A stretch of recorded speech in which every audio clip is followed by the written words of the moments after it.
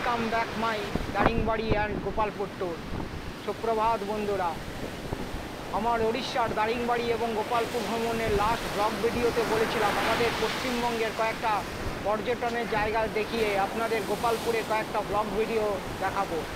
এবার আপনাদের দেখাবো গোপালপুর এবং আশেপাশের কয়েকটা বিখ্যাত জায়গার ব্লগ ভিডিও। আপনাদেরকে লাস্ট দেখিয়েছিলাম ব্রহ্মপুরের কাছে অবস্থিত তপ্তপানি উষ্ণপ্রস্থবন। আগের দিন সকাল 8টায় দারিংবাড়ি হোটেল থেকে বেরিয়ে দারিংবাড়ি থেকে গোপালপুর আসার পথে বিভিন্ন পর্যটন ক্ষেত্র দেখে গোপালপুর পৌঁছাতে রাত্রি প্রায় 8:30 হয়ে যায়। প্রচণ্ড ক্লান্ত হয়ে পড়েছিলাম, সেই জন্য আপনাদের সঙ্গে রাত্রিরে আমি কোনো কথা বলতে পারিনি। তাই সকালে ঘুম থেকে উঠেই চলে এসেছি গোপালপুর সি বিচে। আপনারা দেখতে পাচ্ছেন বঙ্গোপসাগরে কি বিশাল বিশাল ঢেউ আছড়ে পড়ছে পারে। পুরো আকাশ মেঘে ঢাকা রয়েছে, সঙ্গে প্রচণ্ড হাওয়াও দিচ্ছে। এখন ঘড়িতে বাজে সকাল 6টা। আজ গোপালপুর থেকে আমি যাব মেইনলি দুটো জায়গায়। প্রথমেই যাব কুমারী পাহাড়ের উপরে অবস্থিত তারাতারিণীর মন্দির এবং সেখান থেকে যাব রম্ভা চিলিকা লেক। তারাতারিণীর মন্দির উড়িষ্যার এক মহাতীর্থক্ষেত্র, কারণ ভারতবর্ষের 4টে ধামের মতো 4টে আদি শক্তিপীঠ আছে। এই 4টে আদি শক্তিপীঠের মধ্যে তারাতারিণীর মন্দির অন্যতম একটা আদি শক্তিপীঠ। বলা হয় মাতা সতী দেহত্যাগের পর বাবা মহাদেব যখন মাতা সতীর নশ্বর দেহ নিয়ে তাণ্ডব নৃত্য শুরু করে, তখন ভগবান বিষ্ণু জগৎকে বাঁচাতে তার সুদর্শন চক্র দিয়ে মাতা সতীর দেহকে 51টা অংশে খণ্ডিত করে।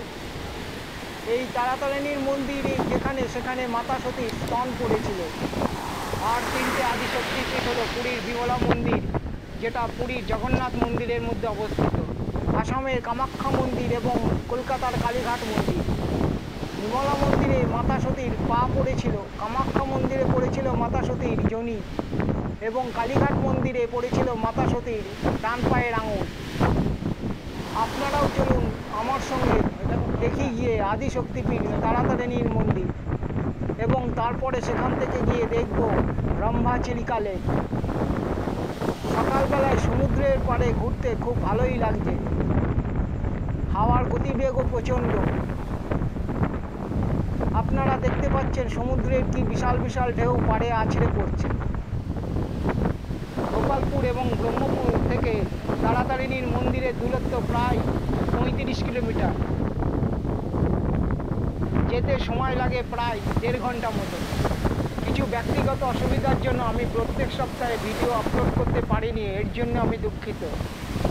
আশা করছি পরবর্তী সপ্তাহগুলো থেকে আর কোনো অসুবিধা হবে না।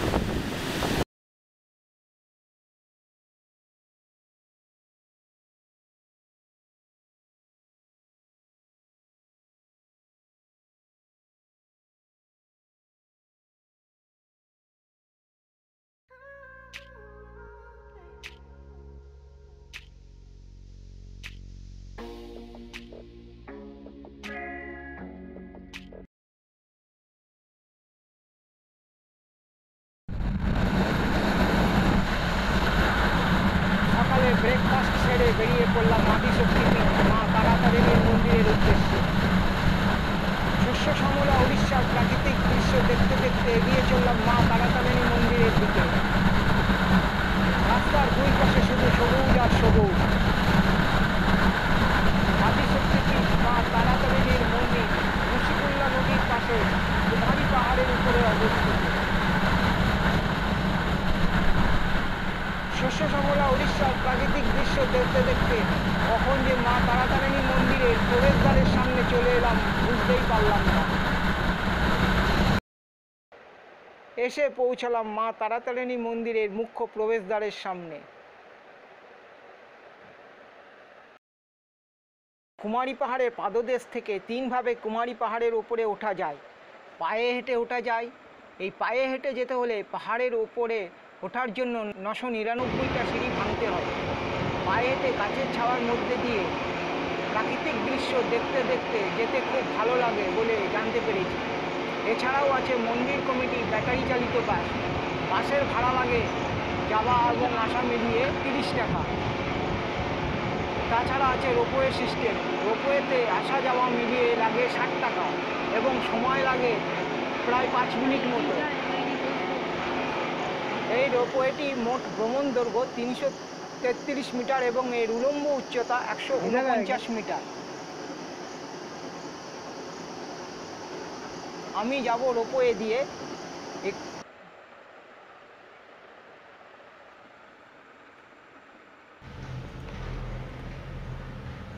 এখানে আপনারা আসবেন কিভাবে? হাওড়া থেকে ওড়িশার ব্রহ্মপুরগামী যে কোনো ট্রেনে এসে ব্রহ্মপুর স্টেশনে নামবেন। স্টেশনের বাইরে বেরিয়ে অটো ধরে বিএনপুর পুলিশ স্টেশন বাস স্ট্যান্ডে নামবেন। বিএনপুর পুলিশ স্টেশন বাস স্ট্যান্ড থেকে হলদিগড়গামী বাসে উঠে তারাতারিণী জংশন বাস স্ট্যান্ডে নামতে হবে। বাসে ভাড়া লাগে 100 টাকা করে। তারাতারিণী জংশন বাস স্ট্যান্ড থেকে তারাতারিণী মন্দিরের মেইন গেটে পর্যন্ত প্রায় 3 kilometre. Taratarini junction bus stand থেকে অটো পাওয়া যাবে এই 3 কিলোমিটার আসার জন্য। অটোতে ভাড়া লাগে 10 টাকা করে পার হেড। অটো থেকে নামতেই প্রচুর দোকান দেখা যায়। যারা পুজোর ডালি নিয়ে বসে আছেন তারাতারিণী মাকে পুজো দেওয়ার জন্য। পাহাড়ের উপরে মন্দিরের সামনে কোনো পুজোর ডালি কিনতে পাওয়া যায় না পুজো দেওয়ার জন্য। নিচের থেকেই পুজোর ডালি কিনে নিয়ে যেতে হবে পুজো দেওয়ার জন্য।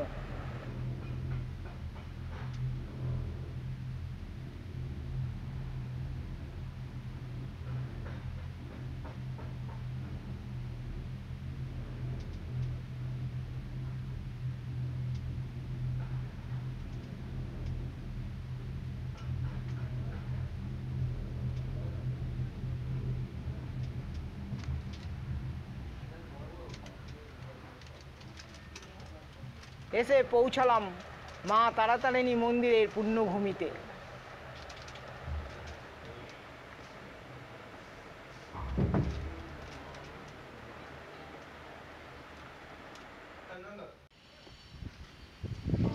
এবার আস্তে আস্তে মেইন মন্দিরের দিকে এগিয়ে চললাম। দূরে দেখা যাচ্ছে ঋষিকুল্যা নদীর কি অপূর্ব রূপ।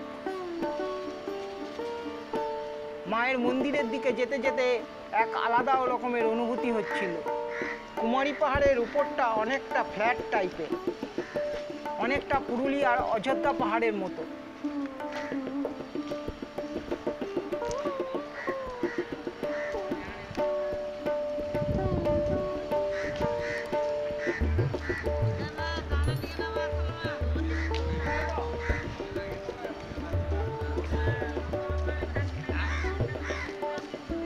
এবার সিঁড়ি ভেঙে তারাতারিণী মন্দিরের মুখ্য দ্বারের সামনে যাব। আপনারা যদি আমার ত্রিপুরা ভ্রমণের ব্লগ ভিডিওগুলো মিস করে থাকেন তাহলে উপরের আই বটনে ক্লিক করে আপনারা আমার ত্রিপুরা ভ্রমণের ব্লগ ভিডিওগুলো দেখে নিতে পারেন।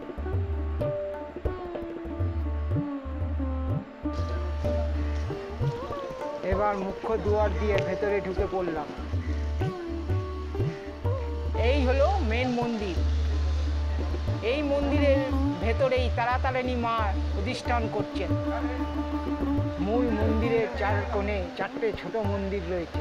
প্রথমেই আমি ছোট মন্দিরগুলো দেখব, তারপরে আমি তারাতারিণী মা দর্শন করব।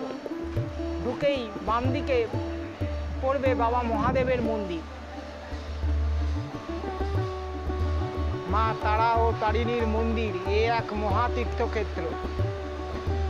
মহাভারত, কালিকা পুরাণ, ব্রহ্মাণ্ড পুরাণ এবং ভগবত পুরাণেই এই তীর্থক্ষেত্রের উল্লেখ পাওয়া যায়। মনে করা হয় এই মন্দির প্রাগৈতিহাসিক যুগে। এই জায়গাটা ওড়িশার উপজাতীয়দের উপাসনার স্থান ছিল।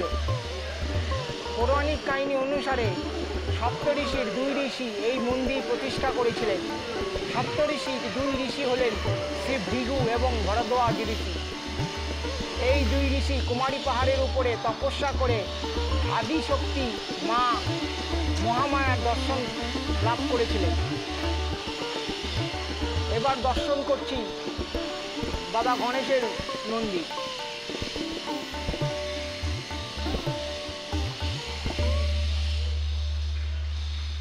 এই কারণে এই মন্দির তন্ত্র সাধনার জায়গা হিসাবে প্রসিদ্ধ লাভ করেছে।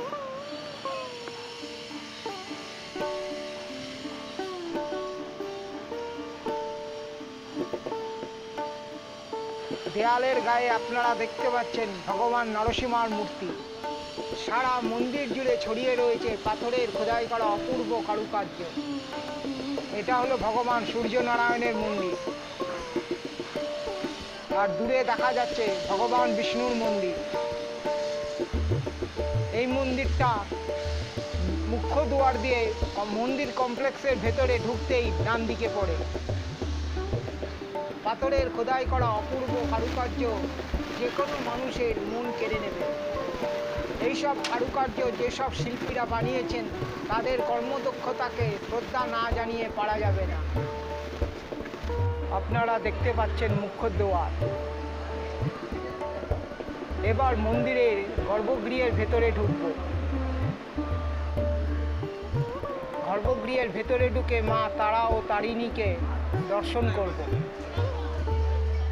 গর্ভগৃহের ভেতরে মায়ের এক অকল্পনীয় দিব্য দর্শন করলাম, যা বলে বোঝাতে পারবো না। গর্ভগৃহের ভেতরে দুটি পাথরের মায়ের মুখ অধিষ্ঠান রয়েছে। মায়ের মুখ সোনা এবং রূপোর অলঙ্কারে সজ্জিত। গর্ভগৃহের ভেতরে মায়ের ছবি তোলা বা ভিডিও করার কোনো অনুমতি নেই, তাই গর্ভগৃহে ছবি দেখাতে পারলাম না। তাড়াতাড়ি মাকে দেখাতে না পারার জন্য আমি আপনাদের কাছে দুঃখিত।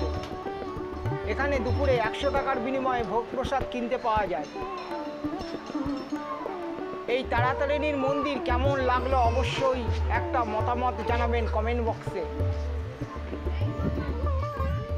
আপনাদের মতামত আমাকে পরবর্তী নতুন নতুন জায়গার ভিডিও দেখাতে খুব সাহায্য করে। এটা আপনাদের কাছে আমার অনুরোধ রইল। আপনারা দেখছেন ঋষিকুল্যা নদী।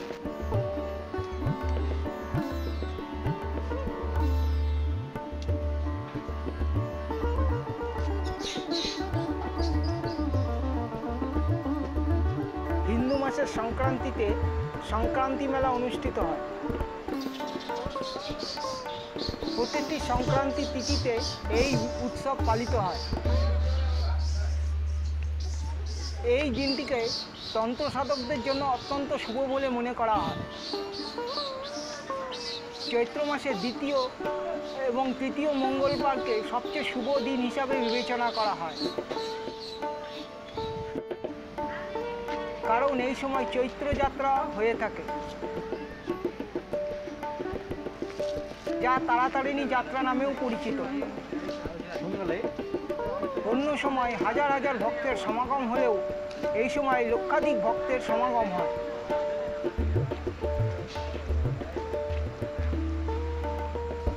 ভক্তরা মনে করেন এই সময় তাদের সন্তানদের চুলদান করলে সন্তানরা বিভিন্ন বাধা বিপত্তি থেকে মুক্তি পেয়ে থাকে। এই জন্য এই সময় অনেক নাপিত রাখা থাকে চুল কাটার জন্য। এই মন্দিরের আরেকটা গুরুত্বপূর্ণ উৎসব হলো নবরাত্রি, যেটা শারদীয়া দুর্গাপুজোর সময় অনুষ্ঠিত হয়।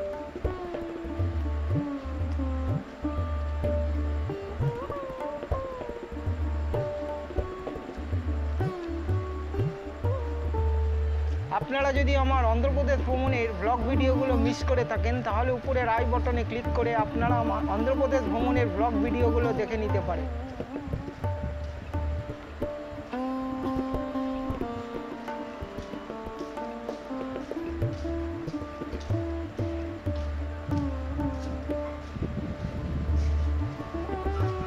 কুমারী পাহাড়ের উপর থেকে দূরের প্রাকৃতিক দৃশ্য দেখতে খুবই সুন্দর লাগছে।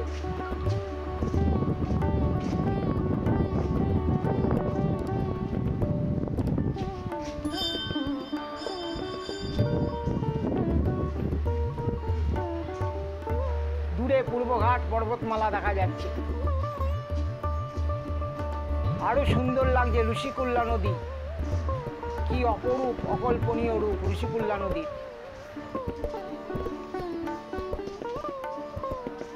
ঋষিকুল্যা নদীর দুই পাশে চাষের জমিগুলো বর্ষার জলে পরিপূর্ণ।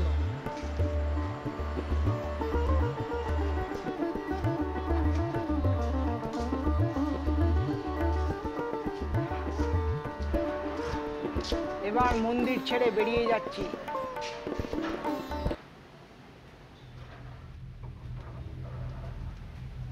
আপনারা যদি আমার আগের ওড়িশা পর্বের তপ্তপানি উষ্ণ প্রশ্রবণের ব্লগ ভিডিওটা মিস করে থাকেন, তাহলে উপরের আই বটনে ক্লিক করে আপনারা আমার তপ্তপানি উষ্ণ প্রশ্রবণের ব্লগ ভিডিওটা দেখে নিতে পারেন।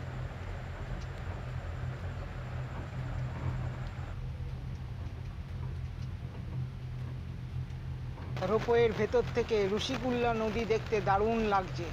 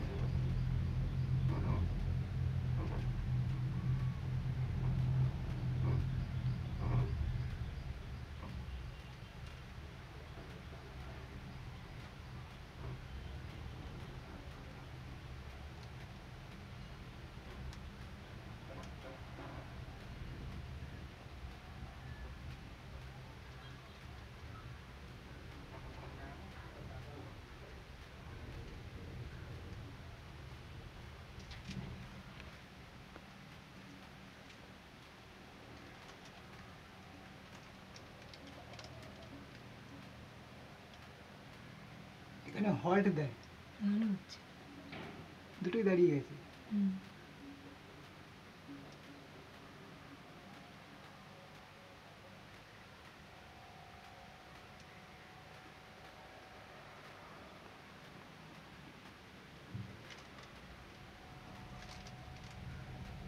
একসঙ্গে দুটো চলছে।